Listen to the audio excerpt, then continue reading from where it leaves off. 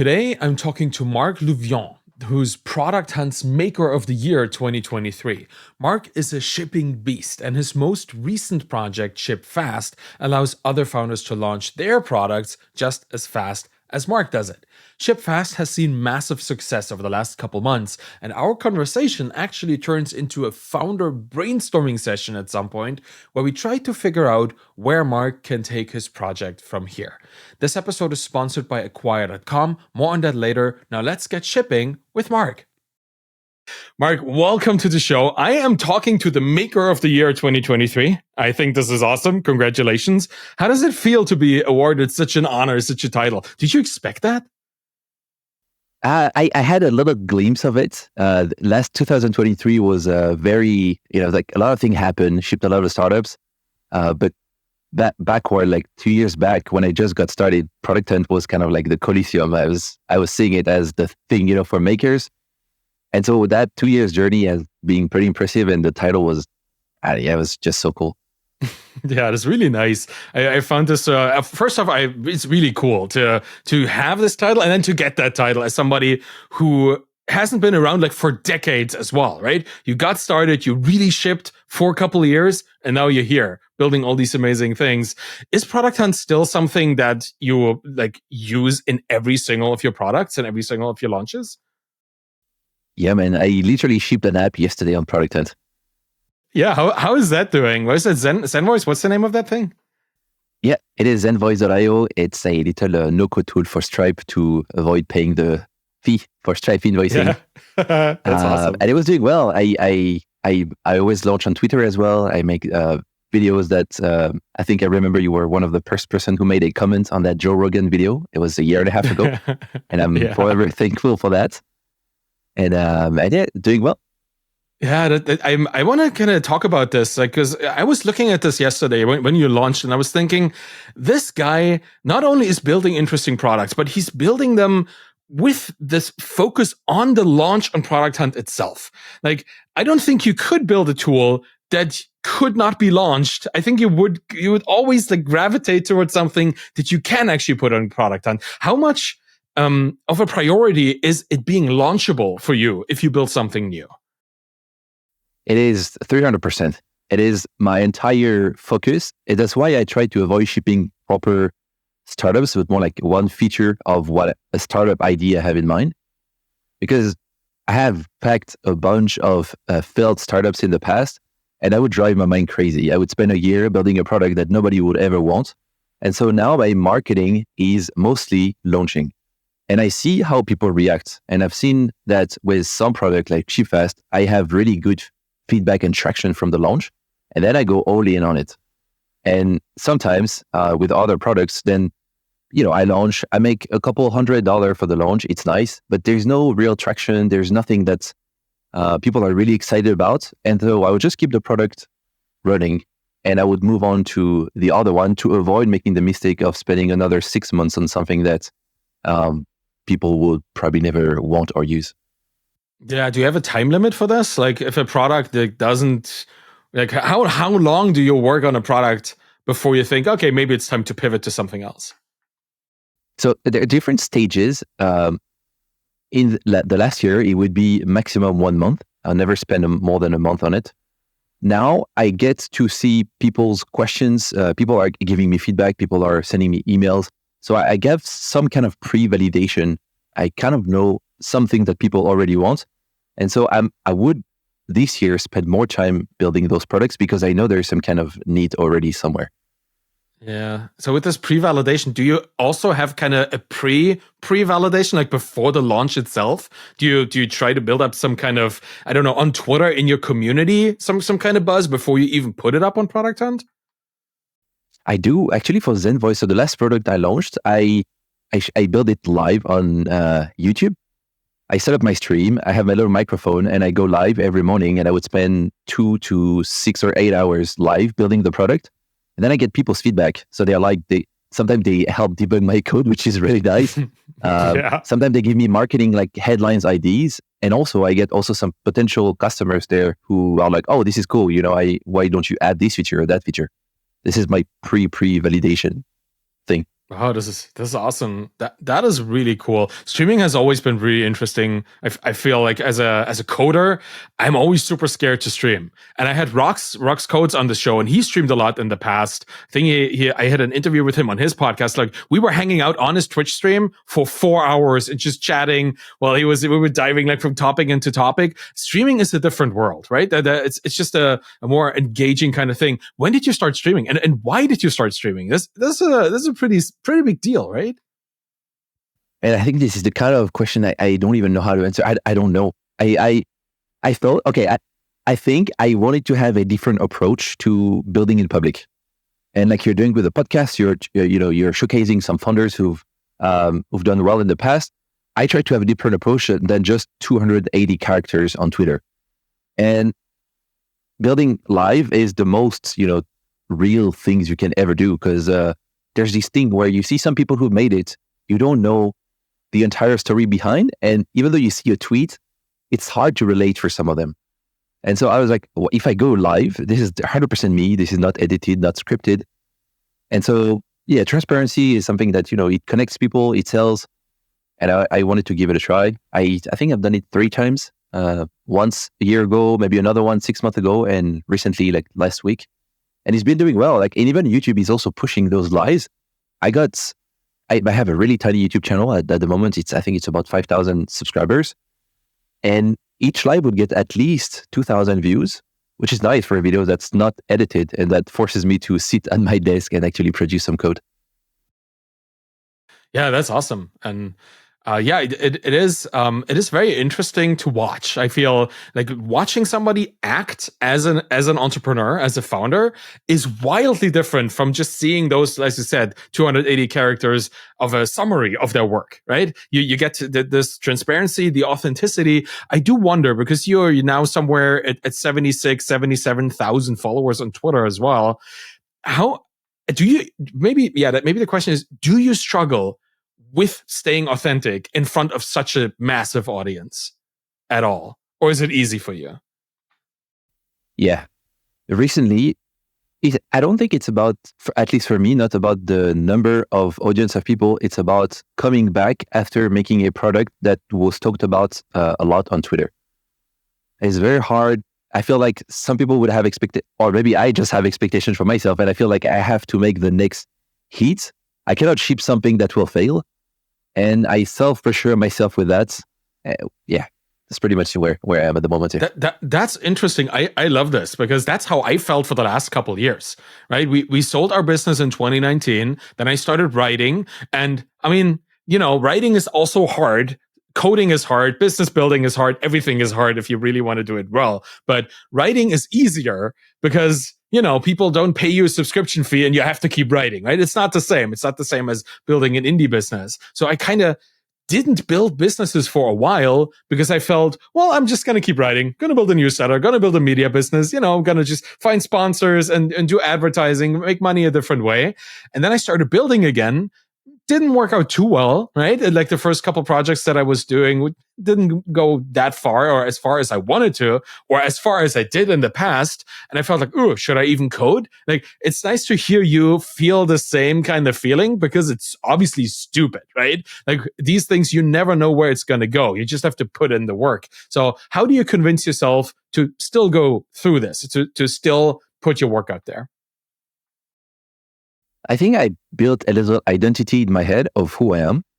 And I try to turn off the emotion and just be like, okay, I like creating stuff. And this is who I am. Since I'm a kid, I create stuff. I'm just going to keep creating stuff. Yeah. I don't know if that's an easy answer. I mean, maybe share some things from your past that you've created, like pre-indie hacker. Like if you said you started as a kid, what did you create back in the day? I think like a lot of indie hackers, Legos, playing in my room, building them all day. Nothing else matters. Huts and dams. I'd go we had a little garden. My parents, I would have some little logs and I will make little huts in the garden or in the forest. And then I discovered coding at university. at the time where I was not interested in coding, but I kind of started to understand a little bit what is the internet and what is coding. And then after university, I had to do something. I just didn't want to become an engineer, which was my graduation. And so I tried to, find back what I was doing as a kid. So building stuff for the current world, so the digital world. And I found with coding to be this kind of like self-fulfillment of creation, of tool creation. Yeah.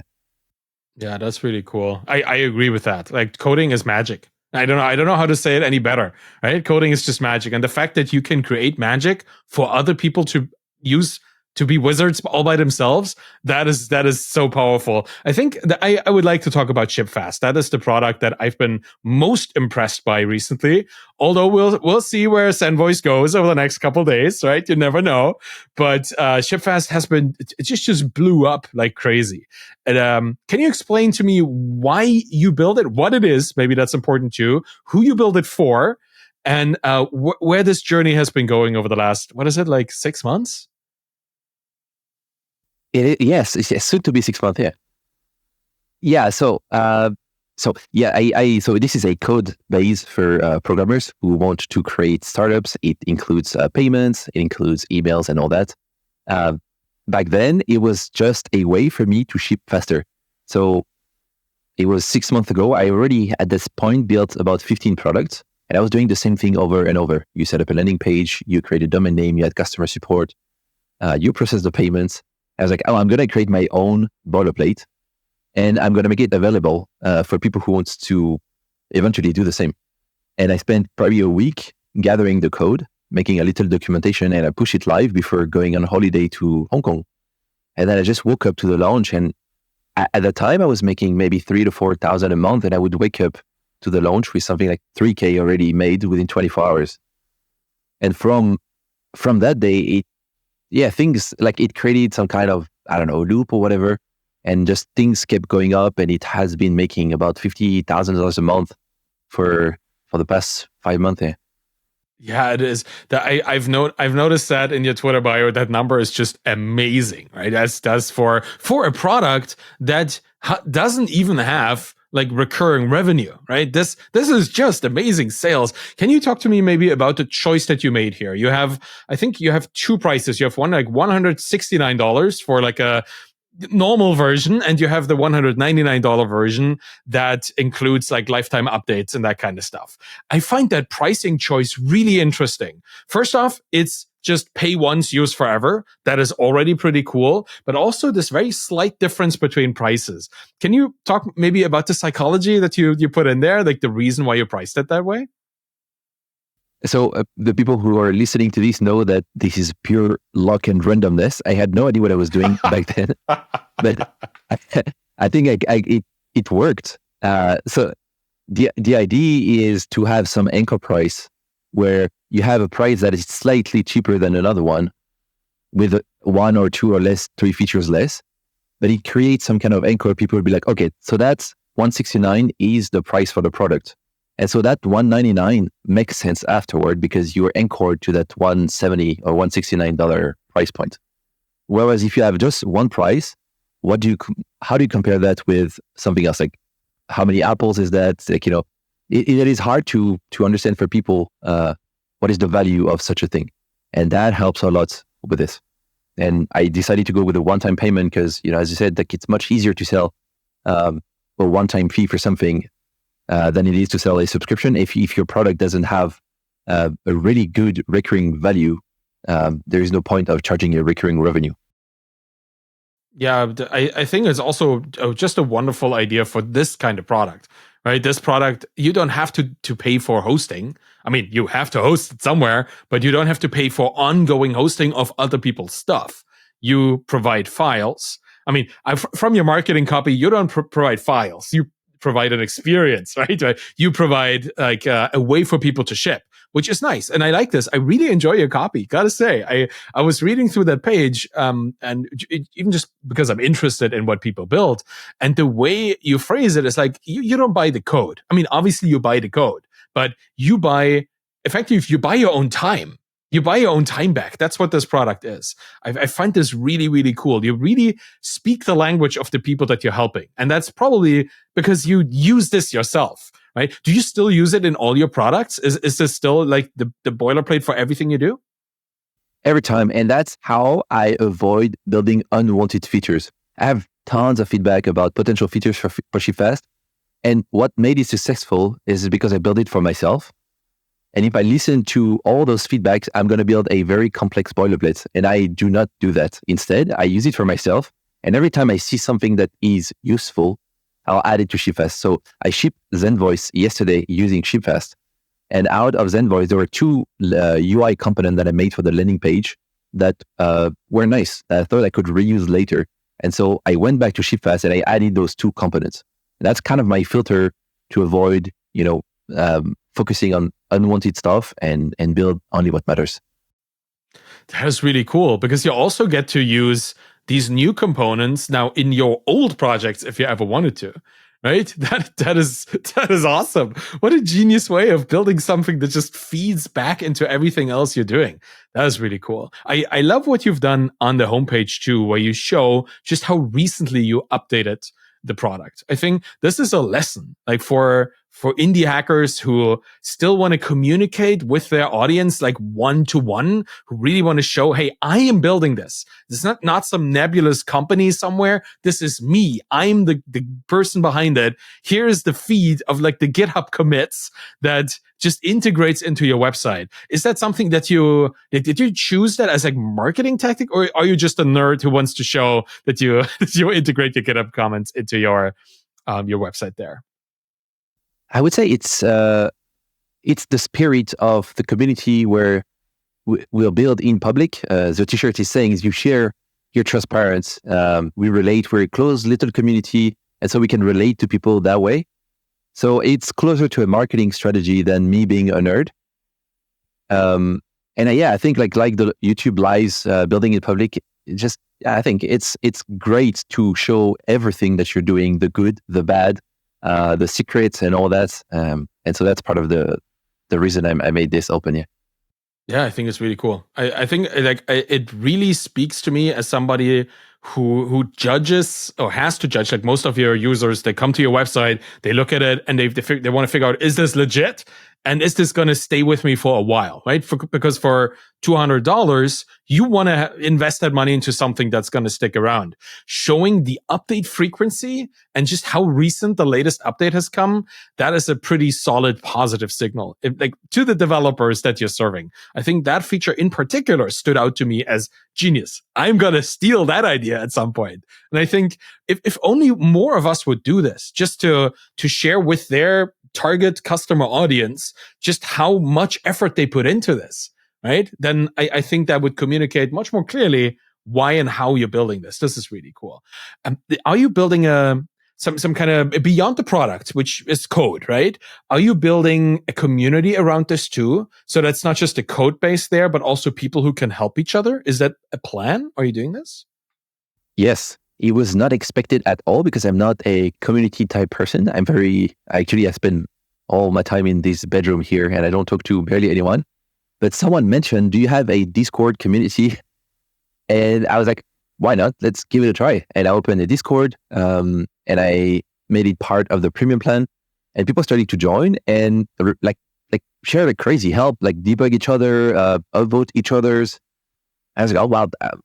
Me, for someone who has never been part of a like close community like this, only Twitter, I was like, wow, this is pretty cool. And I kept, adding more channels so people can talk about marketing, can talk about debugging, life in general, updates, work in progress. And it's been doing really well. The ShipFast community now is, I think, about 1,000 something members. And you have every week, you see new project being launched on ProductHunt. And man, this is pumping. This is a kind of like the end reward for me. Is like, oh, if I see people actually shipping stuff, it's beautiful. Yeah, it's really cool. I love that this is like a little side result of you building this product. Now, all of a sudden, you've brought people together. Isn't that awesome? I think this is just the most wonderful thing. Do you intend to take this further as a business? Like both ShipFast and this community? Like not just in terms of monetizing it, but do you intend to build more around this, like consolidate it? I don't. I'm at a point where I don't really know. Do you have any clue how I could update or upgrade this? Well, let's brainstorm a little bit. I'm thinking a lot about the Small Bets community by Daniel Vassallo, right? That is a very focused community on this one aspect of we all want to build different things and we want to see which one of them makes it and we focus on that one. You kind of are in a very similar niche, just in a more technical way. You are where people start their thing and they try to make it grow, right? They try to grow it to a point where this little thing that they quickly build turns into a real business. What Daniel has done, and that's probably the one thing that I would recommend, is turning the community into a university. Because Daniel has been hiring people to teach, right? I was on his, and I'm gonna be at the end of February, gonna be there again teaching about building a media business. And he has Justin Welsh talking about LinkedIn, right? He's bringing all these experts in that can help the existing community just with a lecture. And then he saves the lecture as a recording and offers it for free to anybody who joins the community. You know, like that turns the community into this constantly growing treasure trove of knowledge that new people can tap in, and old people, they get new lectures every now and then. I think turning it into a university, that's a move, and it's easy. Like, you're well connected. You could easily get your indie hacker friends and the people that you know in the marketing world and all of that, just give a lecture. Then Daniel Vassallo pays them, but you probably don't even need to do that. There's a lot of just interest by indie hackers to find other indie hackers to look at their stuff. So, you know, I think that's how it could start for you. Oh, that's smart. Yeah, it's a very smart move. Yeah, this guy is really doing really well. Oh, That's super sure. awesome. Yeah. Yeah, smart. I think it's probably the part where my developer mindset comes and tells you like, hey, bro, we need to build here. We cannot do some the operational thing. Part of it is not for you, Marc, you developer. But I think this is a really smart way. That's probably why the community is growing. So it's so big now. I hear it everywhere. Yeah, and the thing is, I think Daniel has hired people to help him out. I think Louis Basai is like a co-founder, like a after the fact kind of co-founder situation there, just sharing the operational workload. But that's the one thing that may be a bit problematic at this point. If you're a developer and you want to code, then sitting in webinars, like, is not the same thing, right? Like sitting and listening to people teach in the community, putting effort into maintaining the community, that obviously is time that is not spent in your IDE. So you'll have to figure out, how much of a developer do I want to be if you want to build this even bigger? Or do you want to find somebody who's kind of a community manager or a community leader, somebody who does it better than you, but will still listen to you? You know, somebody like that, and give them that role and have them build the community while you keep coding. That's really the balance you need to strike as a solopreneur, right? Because you still need to be fulfilled in what you do. Daniel has no problem with that, but might be more problematic for you. Have you thought about like giving up the reins to somebody else? It has crossed my mind a few times. And I think there is a part of me that really wants to say solo. I think you can only go as far as you want being solo, but at a certain point, and I feel like where I am now, I'm kind of happy to stay solo, and not have this part of me that doesn't want to work with people. I'm making this podcast like I am someone who doesn't like people. I love people. I just don't like the operational part of it, and having deadlines and stuff. So yeah. Yeah, this is I have to probably find if I can find a fit with my personality and expanding the business at the same time. Yeah, it's pretty hard. Honestly, I think it's a very common, I wouldn't even call it problem. It's just a common reality for indie hackers. Like, for people, like, the indie is important, right? We want to be independent. We don't want to be beholden to somebody else. It's bad enough that we have to listen to our customers, right? It's bad enough that they're the ones controlling what we do. Now, having other people in the mix, that's just complicated. I understand it. I feel it. Honestly, that was the reason why I never hired anybody for Feedback Panda, the business that we built, my girlfriend and I built back in the day, and then sold a couple of years later. And this is a cautionary tale, because my reluctance to hire, my reluctance to get people on board into the business led to me almost burning out completely. Like I was mid burnout when we sold the business. We sold the business mostly because I couldn't keep doing it anymore. Right? This might not be where you are right now, and I hope you never get to that point, but I convinced myself that I never wanted to share this with anybody else, right? I convinced myself that only I could do what I'm doing because I'm the world's best developer for some reason. Obviously not true, but that's what I told myself. Nobody else could do my work. And then it kept growing and growing and got bigger and bigger, which is wonderful, but I was still just me. And I was the only technical person in the business. My girlfriend was doing operations. She was doing like the design and the marketing and all that. And still we were both overloaded, me a bit more than her. It got pretty horrible. So there is value in thinking of other people and bringing them in to a certain degree. There's also value in doing it yourself. So I don't want to scare you with this. I just want to give like my perspective on this because that was pretty dangerous at some point. I hope you never get there.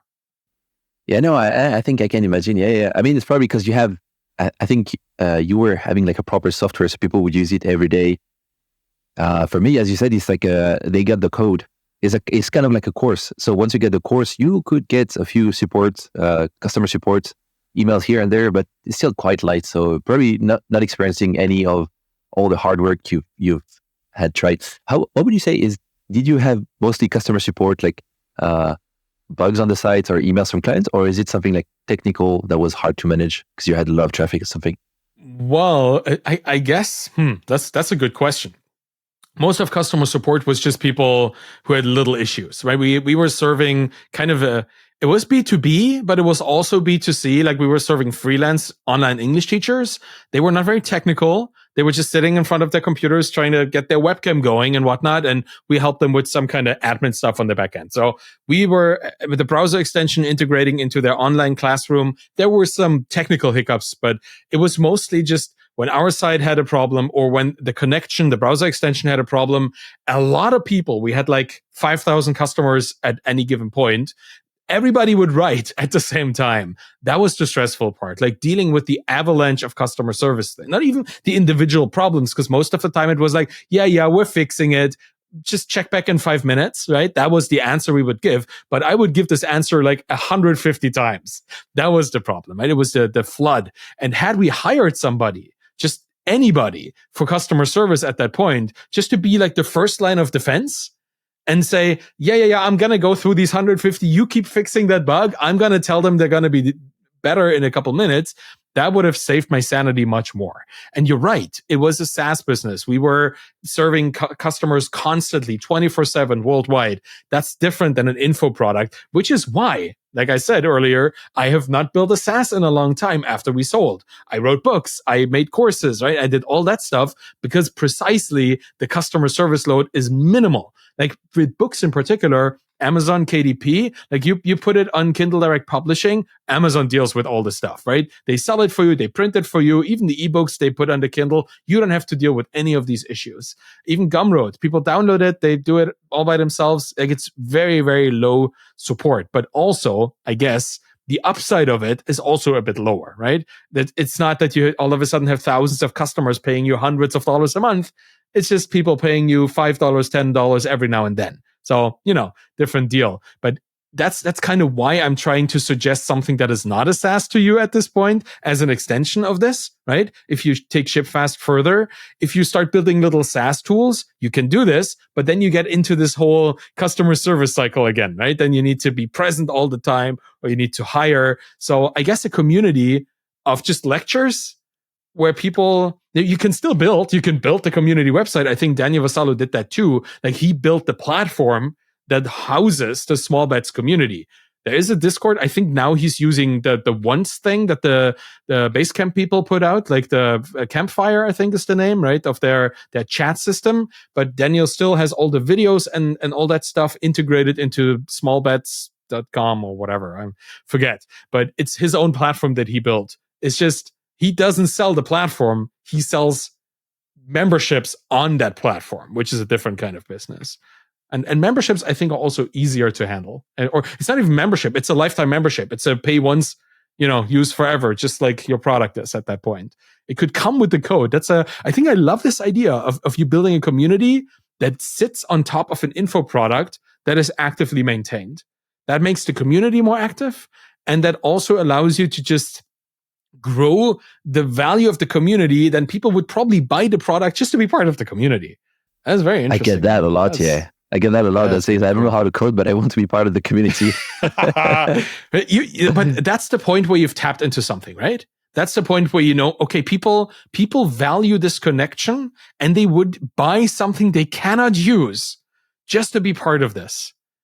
I would think about the ShipFast University, man. I really, like, you don't even need. You could sell a membership. You could sell a monthly membership to that community, and people would probably pay it if it's not too high, right? Particularly if it doesn't come with the code. But if it comes with the code, then now all of a sudden you have an LTV that is 3-4 digits if you bundle it with the price. That's kind of nice. I think that's pretty cool. And you're a charismatic guy. Like, you could get people to come in. You already know how to launch things and how to drum up some interest. Well, I think that would be cool. Sorry for turning this podcast episode into a consulting session, but I think you asked, so that's what you get. Man, that was nice. I was typing a little new line on my to-do list for ShipFast. I appreciate it, man. Awesome. I appreciate it too. Thanks for asking me. I think it's nice to think about where things can go, right? Because that's what indie hackers do. We build something and we say, well, what can we do? What else can we do? How can we help these people more? I think I really enjoy this. And you having built so many things, go ahead. I just want to say that when you were talking about that community for ShipFast, I could see sparks in your eyes, the founder sparks in your eyes, where you have a new business idea in mind. And you start to imagine the entire roadmap of it. Yes. It's like, this is going to be like this and like that. Yeah. This is beautiful, man. and it is, yes, it really is. I've been experiencing this over the last couple of weeks, building my own thing. It's just, you all of a sudden you see something that doesn't exist, but you see it. I think that's one of the most wonderful feelings that you can have. And I find it really cool that your software that you sell with ShipFast is facilitating that for other people. I think you're doing the community a great service in having this out there. And I know you have competitors, and I know people could just learn how to code and do it all by themselves, but that is also competition, like a job to be done kind of competition, right? But what you're doing, particularly in building this community around it, is just drawing this massive moat around this project. I think that's a really, really smart choice that you've done there. It's really cool. What else are you working on? Are you fully focused on SendVoice now, or are you still like, how do you distribute your time? That's what I want to know, because I see like 3 or 4 things in your Twitter bio, all of which probably take some maintenance. How do you prioritize these things right now? So this is new this year. I have 5 days allocated for building stuff. So from Monday to Friday, where I'm offline most of the day, and then I come online at 4 or 5 p.m., browse a little bit Twitter, go to bed, and start again the next day. And I allocate my weekend, so Saturdays and Sunday for content creation. Saturday would be for I just started a YouTube channel where I try to do exactly the same as I used to do, as I did on Twitter, and I'm still doing it, but with videos. It's taking a lot of time, and I'm not, used to making an entire 10 minutes YouTube video in one day, but I'm trying my best. And Sunday would be for writing the newsletter and a couple tweets related to that newsletter. Okay. Wow. That sounds like you have a full week. How do you balance, like work-life balance? I don't think for founders really exists, but I think we call this work-life integration at some point, right? Where it all kind of flows into each other. Do you do other things as well, other than like coding and writing content and now doing videos? Like, how do you balance this in your life? Yes. I surf every morning. I wake up, drink a coffee, and go to the beach, spend 2 hours, spread some energy, get some sun. Then I will go home, have a coffee, and read a book for, 30 minutes usually, and get breakfast after that. Then I start the day, and I work, and I finish around 6, I would say. And then with my wife, we would go out, find a local restaurants, chat there. I recently set up this little guest room on the back where I have a PS4. I just received my new speaker. So yeah, Nice. kind of like your office, Yeah. a bit sketchy version of your office right now. I love it. That's really cool. Yeah, that's nice. Well, that sounds like you figured out a balance. I love honestly, I love your discipline because when I wake up, I've been thinking like while I slept about some weird coding issue or, something that I really want to talk about to be able to go and surf and have a coffee and read before you work. Congrats, man. That's discipline right there. So for you, the struggle is in the morning. Yes. It's like you wake up and you have those ideas and you have to put them to work, correct? Yeah. Yes. That's fun. For me, mornings are okay. I wake up, I'm like fine, like work is gone. But the problem is if I wake up in the middle of the night, then I'm dead.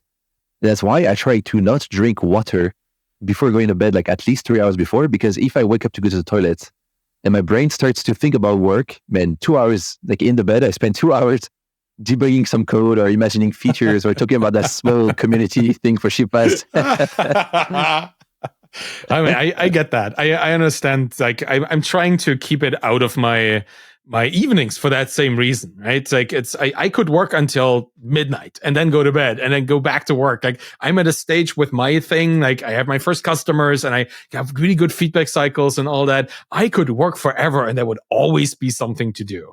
But I have learned over the last couple of years, particularly after selling this business because of my burnout and my high anxiety, that I don't need that. Like I literally don't need that in my life, right? This is something that should stay out of there. So I'm starting, the best thing that we have done is get a puppy. We have a dog and I'm the one that walks her in the morning. So when I get up, I cannot go to work because first off, I'm woken up by the puppy. The puppy comes into the bed and just like, yeah, I'm hungry. That's how that happens, right? So I have to feed the puppy and then I have to walk the puppy. And something magical happened there ever since I started walking her. My brain just, it dumps all of the random stuff. It's like journaling. Some people journal in the morning. I go on a walk with my dog and it just empties the trash, the empty trash button. That's the walk for me in the morning. And then I come back home. The puppy is happy because she did everything she wanted to do. She sniffed the whole neighborhood. It's very fun. And we have this bonding time with each other. So that's good for my heart. And then I get my coffee and I go downstairs and I start working. I think I've been much more productive ever since I've done this compared to before where I would wake up, go right to work and find my way from sleep mode into work mode in front of my computer. This little interruption, you surfing, me the puppy, I think that makes a big difference. I think that's really helpful. Yeah. And you say more productive. I think you also produce better quality work because your brain is fresh. It's like sticking 100% of that thing. So I think what time do you usually close your computer? We have figured out that somewhere around 5 or 6, we're both done. Like Danielle works from home. She's an audio engineer, so she edits and does like audio work, and she's done at 5 or 6 most of the time. She closes her computer. I tend to close my computer. I mean, I don't close my computer. I have a Mac Studio. I just walk away, right? The studio is my workspace, right? Right next to it is my coding space. This is my talking space. I close this door and I'm done with work. I try not to take it. I'm in the basement. I try not to take it upstairs. That's the idea. So nice. that is, it really helps. Honestly, that's one of the things also that I learned. First off, get a puppy. Everybody get a puppy. The second thing is put a door between your work and your non-work life. Like physically locate your work away from where you live, right? Don't put your work in your bedroom or your living room. Don't take a laptop. Don't do what Peter Levels probably does and just work from the couch. No diss to Peter. Obviously, he does a great job at whatever he does. But I have found for me, taking the work with me is not a good idea. I need a designated space for it, and that's what the studio is for me. Yeah, 100%. Yeah, that's a new experiment for me this year. Last year, I would work until I had to go to bed. And it was doing well because everything was growing. But then as soon as things become steady or worse, things start to decline, man, that's in the brain is like total fucked up. So I really try to have, as you said, like office, I close the door and I'm good for the day. 6 p.m. is also the time limit for us. So yeah, good. I will also put you in the category of, you have a really nice beard, you have a puppy. I would put you in the same category as Danny Postma. Yeah. Oh, for sure. Yeah. Two founders who found a good work-life balance. Yeah. I talked to Danny on this podcast just about the same thing as well. Like we were exchanging information about our dogs because we wanted to know, like, just dog parents talking about their puppies on a podcast, obviously. But yeah, that's the thing. I had this conversation with Danielle earlier. We were out walking the dog, like in an evening walk, and we were talking about, well, when do indie hackers stop spending all their time on their businesses? Right? When is that? Is it a phase where you do this, where you focus, you grind every day, hours from waking up until you sleep? And Danielle was saying, yeah, well, I guess it's when things start working out, right? When you have revenue coming in, then you have the luxury of not working full time on your thing. You can start surfing and can start reading books and stuff because you have a stable financial situation. How was that for you before you were successful with your products? Were you like grinding 24/7? Yes. I'm still quite healthy. I would always sleep 8 to 9 hours. I would always go to surf, but I would not have this moment at night where I close the computer at 6 and I enjoyed 3 hours of free time with my wife going out for dinner. I would just somehow work, even though Twitter is not proper work. I would still be on Twitter and be around. It is somehow proper work. I think it is. I mean, we put in a lot of effort to make things nice on Twitter, but yeah, it's kind of, it is not work that feels like work, right? It's kind of leisurely. Yeah. Oh wow. Wow. I'm glad that's not the case anymore, man. Because that can quickly, this can damage relationships too, right? It can damage your relationship with your partner. If you have kids, you neglect them. Even relationship with yourself. If all you do is work, and you don't allow yourself to find, recreational joy in other things, stress, anxiety, these things happen. So I'm glad that you and we both speak for taking time off work, even if work is interesting, right? Yeah, that's a pretty important thing. I'm curious if you enjoy anything besides spending time with your girlfriend or working out with your dog. If there's anything that you really enjoy in life, like really, really enjoy at a point where it's like almost addictive. Cooking. I love cooking. Cooking to me as an activity is something that I just love. Like I will make a roast, I will make a risotto, I will make like really fancy pasta, really pestos, all kinds of things. I just love making things that I enjoy eating and that other people enjoy eating. Whenever we have people over, which we try because we live in a really small town in Canada. I moved here with Danielle to be close to her family, and it's a pretty sizable family. She has lots of friends. Whenever we have people over, I try to make an amazing meal. We try to make an amazing meal. And I just love that. I bake, I cook, I do all kinds of things. That to me, that is it's almost like coding because it's literally an ingredient list and you do step by step, right? It's like, it's source code. You have your variables and you loop over that thing and it functions and you transform ingredients from one data type into the other. But it is such a physical thing where you get immediate feedback from the product. That's quite different from virtual things. So I love this. I also love painting miniatures. That's my other hobby, right? I'm a big Warhammer nerd. That's kind of the world that I come from, right? If you could see what is behind this here, I have like an airbrush and like all kinds of brushes and all kinds of acrylic colors. My studio is the man cave of the nerd. I have the studio here, my computer over there, and there's my Warhammer painting station right over there behind you. So that's what I'd love to really appreciate if you send me a picture after the podcast because I used to do the same thing. Do. Wow. Why did you stop? Was it too expensive? Because that tends to be a problem. It could be, yeah. That might be. Right? I think since I started to code, I put all my attention to that. But now it's kind of new. I'm trying to find some hobbies and stuff that I can do outside of work to disconnect. And that could actually be one of them. I recommend it. Like, to me, I have a 3D printer too. I let me be honest, I have 3 3D printers, 2 resin printers and 1 FDM printer. And I've been like printing miniatures and, understanding how all of the chemistry and the physics of that works. And I've been painting them. It's just trying to nerd out on a different level, right? Something that is for me, exclusively for me. I don't do this in public. This is a personal thing, but I need it to connect with my physicality because all I do is write about abstract things and talk with people like you. I love talking, but you're just this tiny little thing on my screen, right? Like you're not physically present here. I need something that allows me to feel the physicality of my life. So that's what cooking does, and that's what painting miniatures does too. Do you have any hobbies other than surfing that give you like a physical thing in your life? Not really. I was super excited when I was making up this room to just, put the furniture here and add this speaker there. No, I love working, spreading some, I love sweating. It's not sexy to say like that, but I love working out. Yeah. Well, that's also that's great. much I think, hey, Peter always says you got to lift, right? Are you lifting? Are you lifting enough? What do you think? Not at all. I am a outdoor, I'm more like a play person. I try to go to the gym. I don't like it. So skates and surf work well for me. I have a home gym and I don't use it. It's like right over there too.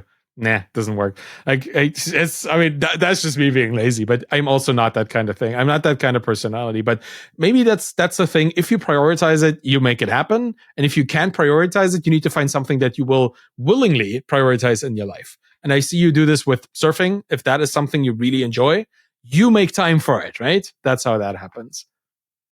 Yeah, sometimes it's learning how to just listen and not forcing. It could be a great teacher. I think so too. And I think it's an important priority to choose in your life. Like as a solopreneur, as an indie hacker, like we are so focused on our the technical parts of our lives because that's what everybody talks about, right? Like in the community, I think until like the last couple years, the indie hacking community was all about code. It was all about like, JavaScript frameworks and all about like Stripe integrations and that stuff. And I mean, we all laugh about it, like the whole Peter Levels deadlifting comments and that kind of stuff. It's all funny in a way, but I'm really glad that he's bringing this into the conversation, that he's talking about healthy eating, that he's talking about like healthy way of living, that he's for this weird obsession with calculating the carbon dioxide, the chemicals in his rooms and stuff. I think it's important to take care of your surroundings and of yourself, of your body and your life. So I'm glad to see you do it.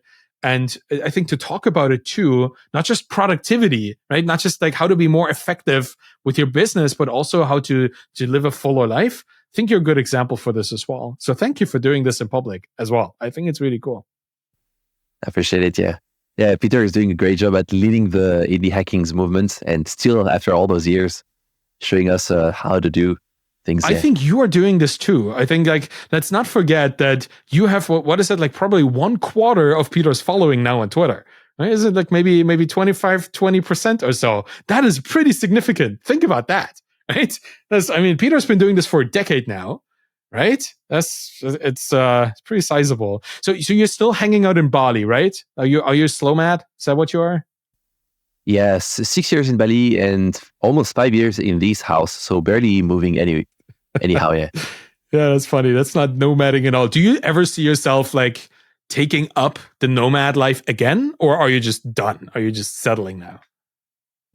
We have a plan to buy hopefully a cyber truck if it becomes available in Europe and do a Europe tour from Norway to, it's not Europe anymore, but Morocco. Yeah, well, close, right? I mean, they're not going to like it, but yeah, this is very close to it. That's really cool. Yeah, that's awesome. That is really fun. And then after that, you're going to go back to Bali? Like, I just want to know, do you feel like you have a place that is home at this point in Bali, or is Bali still like, like the foreign place, like the vacation-y kind of phase of your life kind of place? It feels like home. And I feel so good when I'm back from my home country, France, to Bali. I feel like I'm actually back home. The only thing is hard to make a big commitment and buy a house here because things move really fast.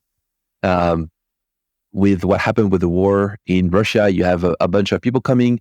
And so they start to build things everywhere. So that creates some kind of like random events that I'm not sure I want to deal with. That's why we struggle for now to commit to Bali for the long term. And we keep renting this villa. Every year we renew the contract. Yeah, interesting. Yeah, I guess it is a volatile place. Right, things change pretty quickly. Like I'm not that versed in it. What I know is that laws change quite often, and the relationship with foreigners and what they can do and all that is always a bit problematic and unplannable, I guess. So very interesting. Well, I guess your Cybertruck tour is going to be interesting. Are you going to do that in public too? Are you going to share that journey if you do it? I'll probably still build in the Cybertruck.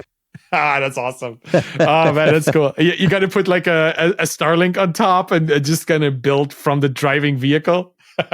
live stream it. Probably the car will drive itself, and I'll be building a live stream while being driven by the car. That is so cool. Yeah, I don't own a vehicle. We only have one in our household. But if I ever were to buy one, it would probably be the Cybertruck. I think it's just such a fun vehicle.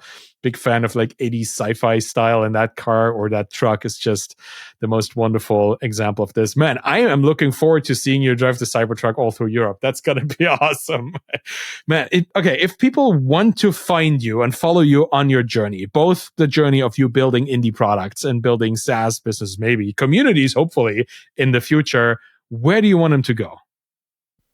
Would be marclou.com, my website, marclou.com. I have my Twitter where I share everything I do in public, my YouTube channel, which is pretty new, and all my startups and revenue that are shared there.